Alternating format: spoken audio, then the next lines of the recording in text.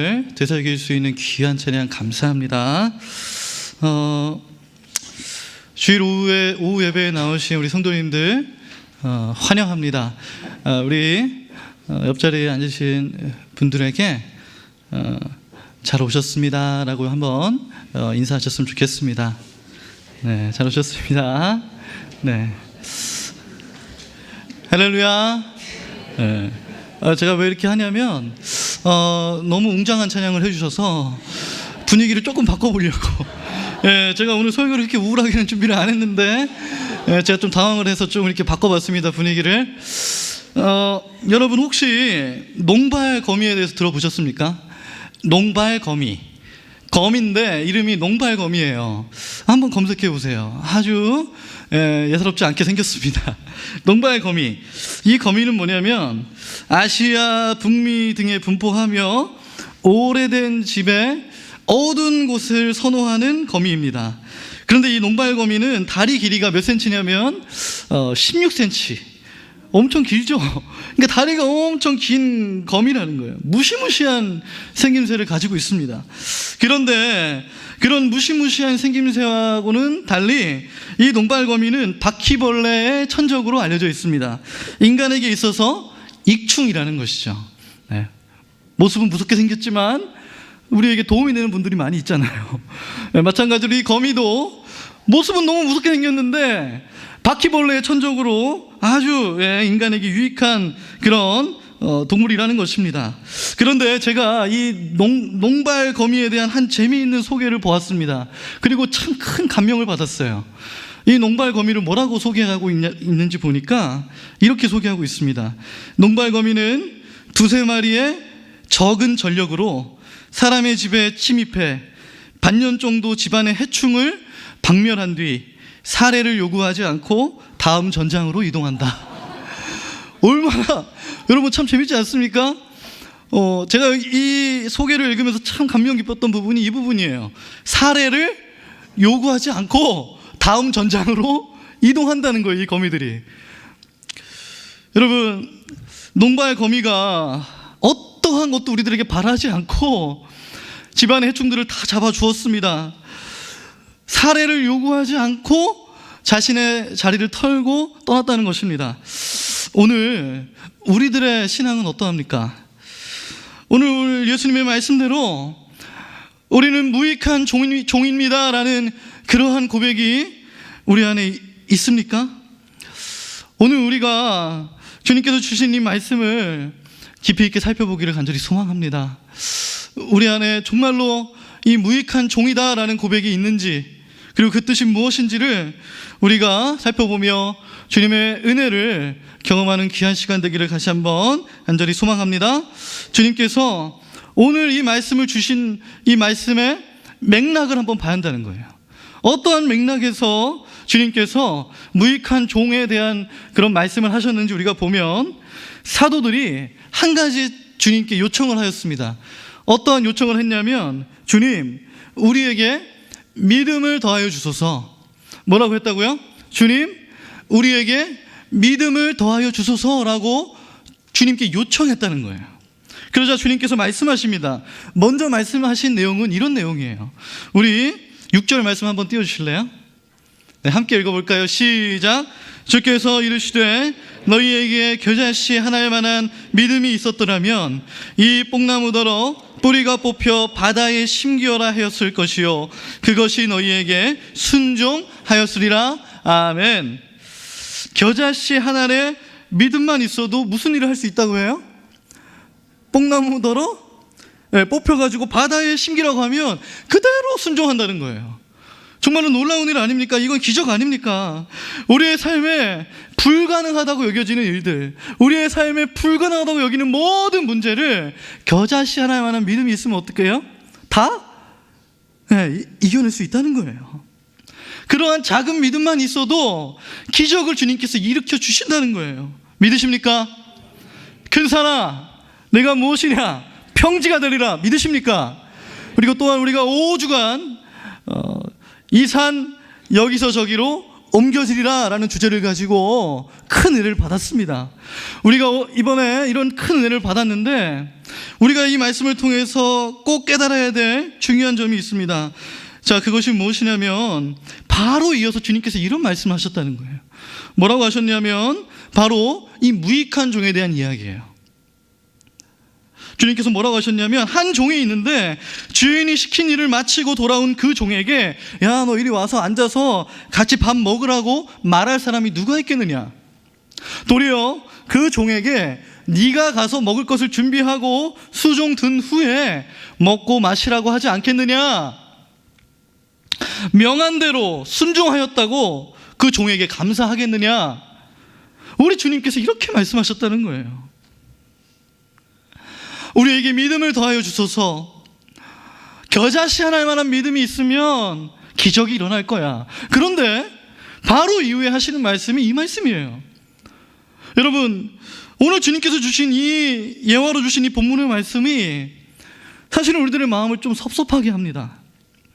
저는 사실 섭섭했어요. 이 말씀을 대하고 너무 마음이 섭섭했어요. 주님, 우리가 그리스도의 종으로서 열심히 교회를 섬기고 내 시간과 젊음을 다 바쳤는데 여기까지 그래서 왔는데 주님, 명한대로 하였다고 감사하다고 할 주인이 어딨나뇨. 아니 주님, 무익한 종이라뇨.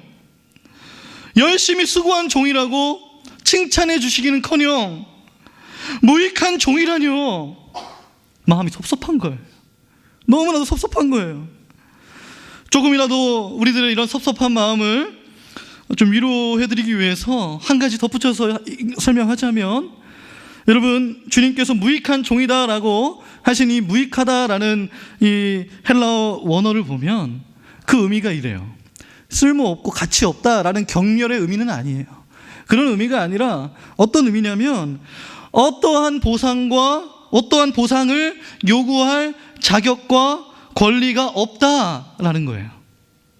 그러니까 주님께서 오늘 무익한 종입니다 라고 고백하라는 것은 뭐냐면 우리는 어떠한 보상을 요구할 권리나 자격도 없다라는 거예요. 무익한 종이란 쓸모없는 종이 아니라 마땅히 해야 할 일을 하는 존재이기 때문에 보상이 없습니다. 이 농발 거미와 같이 사례를 요구하지 않고 떠나는 거예요. 그럼에도 아직 우리의 마음에 섭섭함이 가시지 않는 것 같습니다. 아직까지 마음이 너무나도 섭섭해요.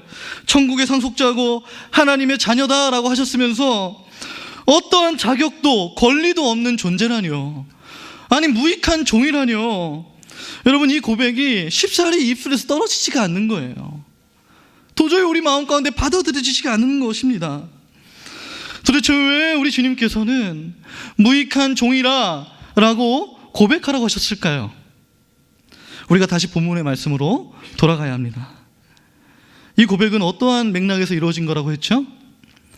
사도들이 한 가지 요청을 했어요. 주님께 무슨 요청을 했다고요? 우리에게 믿음을 더하여 달라고 요청을 했어요. 자, 우리가 그러면은 유추할 수 있습니다. 어떠한 맥락에서 주님께서 이런 말씀을 하셨는지. 하나님의 나라가 누룩처럼 퍼지듯이 믿음 또한 점점 더 커지는 것이라 믿습니다. 이 믿음이 그대로 있지 않아요. 계속해서 자라나는 것입니다. 겨자씨 하나 같은 작은 믿음은 어떠한 일을 한다고 했어요? 뽕나무한테 바다에 심기라고 하면 그대로 순종하는 거예요. 겨자씨 하나일 만한 작은 믿음은 그러한 기적을 일으킨대요. 이 산 여기서 저기로 가는 기적이 일어난대요. 자, 그렇다면 우리가 한 가지 더 생각해 볼 것이 이것이에요. 그렇다면 겨자씨 하나보다 더 큰 믿음은요? 겨자씨 하나보다 더 큰 믿음은 무엇을 합니까? 우리 안에 그 믿음이 점점점 자라나서 겨자씨 하나보다 더 큰 믿음이 생긴다면 우리는 무엇을 해야 한다는 것입니까? 그때 우리는 무익한 종입니다 라는 고백을 해야 한다는 것입니다. 큰 산을 옮기는 놀라운 사역을 다 하고 나서 우리는 무익한 종입니다 라는 이 고백을 잃어버리면 여러분, 그 사역은 실패한 것입니다. 벼가 익을수록 고개를 숙이듯이 믿음이 더할수록 무익해져가는 한 사람이 필요하다는 것입니다. 믿음이 더할수록 점점 더 무익해져가는 한 사람. 왜냐하면 오늘 예수님이 이 말씀하셨던 이 시대와 오늘날 이 시대에도 마찬가지로 그 누구도 어떠한 사례도 요구하지 않는 무익한 사람이 없다는 것입니다. 모두가 다 내가 잘났다고, 내가 높아져야 한다고, 나에게 확실한 자격과 권리가 있어야 된다고 요청하는 이 시대에 주님께서는 큰 믿음은 무익한 종으로서 고백하는 것이다 라고 우리들에게 가르쳐 주시는 것입니다. 그 어떤 위대한 사역보다 이 고백이 더욱더 위대한 고백인 줄로 믿습니다. 오늘 우리들에게 이러한 고백이 회복되어야 될 줄로 믿습니다. 빌립보서 2장 6절에서 8절 말씀 띄워주시겠어요? 우리 한 목소리로 읽어보겠습니다. 시작. 그는 근본 하나님의 본체시나 하나님과 동등됨을 취할 것으로 여기지 아니하시고 오히려 자기를 비워 종의 형체를 가지사 사람들과 같이 되셨고 사람의 모양으로 나타나사 자기를 낮추시고 죽기까지 복종하셨으니 곧 십자가에 죽으심이라. 아멘.